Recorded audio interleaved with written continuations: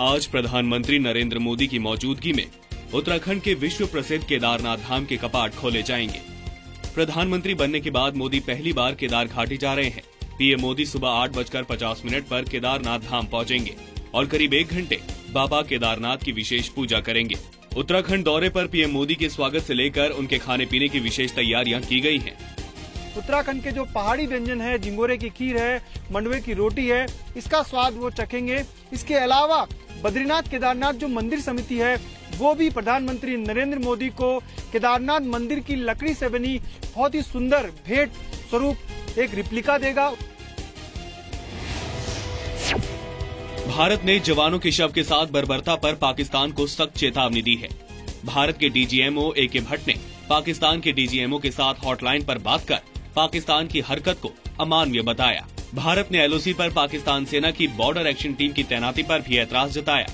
हालांकि पाकिस्तान ने एक बार फिर बेशर्मी दिखाते हुए भारत से बर्बरता का सबूत मांगा। इस बीच सेना प्रमुख जनरल बिपिन रावत ने नॉर्थ कश्मीर में एलओसी के इलाकों का दौरा किया। हमको क्या करना चाहिए वो हम यहाँ बताना नहीं चाहते हैं और बताने से ज्यादा अपना कार्रवाई हम अपने आप करेंगे at a time of our choosing and at a place of our choosing. भारतीय सेना ने पूर्वी सेक्टर में जमीन पर मार करने वाली ब्रह्मोस मिसाइल के एडवांस वर्जन का सफल परीक्षण किया। मिसाइल को एक मोबाइल ऑटोनॉमस लॉन्चर से लॉन्च किया गया। अंडमान एवं निकोबार द्वीप समूह में टेस्ट के दौरान ब्रह्मोस ने लक्ष्य पर बिल्कुल सटीक निशाना लगाया। ये ब्रह्मोस का चौथा सफल परीक्षण था। ब्रह्मोस LACM ब्लॉक 3 वर्जन को भारत और रूस के संयुक्त वेंचर ब्रह्मोस एरोस्पेस ने तैयार किया है। ये मिसाइल रूस की P-800 ऑनिक मिसाइल पर आधारित है। ब्रह्मोस की स्पीड आवाज से भी 3 गुना ज्यादा है। ब्रह्मोस भारत की ही नहीं बल्कि दुनिया की सबसे तेज सुपरसोनिक क्रूज मिसाइल मानी जा रही है। ब्रह्मोस सीरीज की मिसाइल को पनडुब्बी, जहाज, एयरक्राफ्ट या जमीन कहीं से भी लॉन्च किया जा सकता है। पिछले 4 महीनों के दौरान एलओसी से सटे पाकिस्तान के कब्जे वाले कश्मीर में 20 आतंकी कैंप बनाए गए हैं। पिछले साल के आखिर तक एलओसी के पास 35 कैंप थे, लेकिन अब ये बढ़कर 55 हो गए हैं।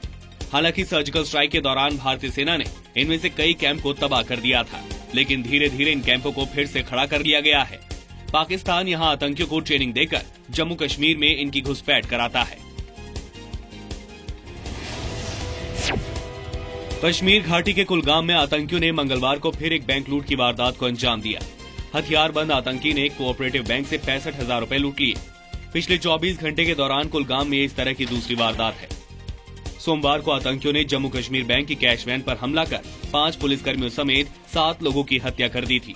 वैन में नकदी नहीं होने की वजह से वो पैसे लूटने के अपने इरादे में कामयाब नहीं हो पाए थे। आम आदमी पार्टी एक बार फिर टूट सकती है। खुद को आरएसएस का एजेंट कहे जाने से नाराज कुमार विश्वास को मनाने की कोशिशें तेज हो गई हैं। अरविंद केजरीवाल, मनीष सिसोदिया और संजय सिंह ने कुमार विश्वास के घर जाकर उनसे मुलाकात की। विश्वास एक हमारे आंदोलन के अभिन्न अंग हैं और उनकी कुछ नाराजगियां हैं। मुझे पूरी उम्मीद है हम उनको मना लेंगे। इससे पहले कुमार विश्वास ने आम आदमी पार्टी विधायक अमानतुल्लाह को साजिश करने वालों का मुखौटा कहा। अगर यही बात उसने मेरे मित्र अरविंद के बारे में या अनिश के बारे में कही होती तो वो 10 मिनट में हमें पार्टी में बाहर निकाल दिया जाता, उस पर कार्रवाई होती। उत्तर प्रदेश में योगी आदित्यनाथ सरकार ने सूबे में कानून व्यवस्था कायम रखने के लिए करीब 100 बाहुबलियों या अपराधियों की जेलों में बदलाव किया है। सरकार की दलील है कि क्राइम के लोकल नेटवर्क को खत्म करने के लिए बाहुबलियों को उनके करीबी जिले की जेल से दूर के किसी दूसरे जेल में भेजने का फैसला लिया गया है। योगी आदित्यनाथ की सरकार के इस फैसले का असर खास तौर पर मुख्तार अंसारी, मुन्ना बजरंगी, अतीक अहमद जैसे कई बाहुबलियों पर पड़ेगा। मध्य प्रदेश देश का पहला राज्य बनने जा रहा है जिसका वित्त वर्ष अब 1 जनवरी से 31 दिसंबर होगा। पीएम नरेंद्र मोदी की अपील पर मुहर लगाते हुए शिवराज कैबिनेट ने वित्त वर्ष को अप्रैल-मार्च की बजाय जनवरी से दिसंबर करने को मंजूरी दे दी। एमपी में साल 2018 का बजट दिसंबर के आखिरी या जनवरी के पहले हफ्ते में पेश होगा। जो मार्च एंडिंग हुआ करती थी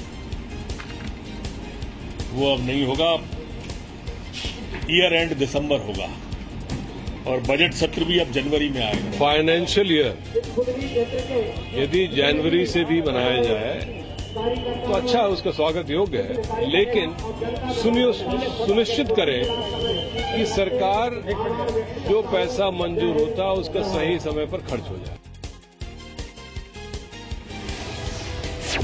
बैंकों के कर्जदार भगोड़े विजय माल्या के प्रत्यर्पण के बारे में अधिकारियों से बातचीत करने के लिए सीबीआई और प्रवर्तन निदेशालय के अधिकारियों की 4 सदस्यीय एक टीम लंदन पहुंच चुकी है। सीबीआई सूत्रों के मुताबिक ये टीम ब्रिटेन के अधिकारियों को माल्या के खिलाफ कर्ज भुगतान नहीं करने के मामले की बारीकी से जानकारी देगी।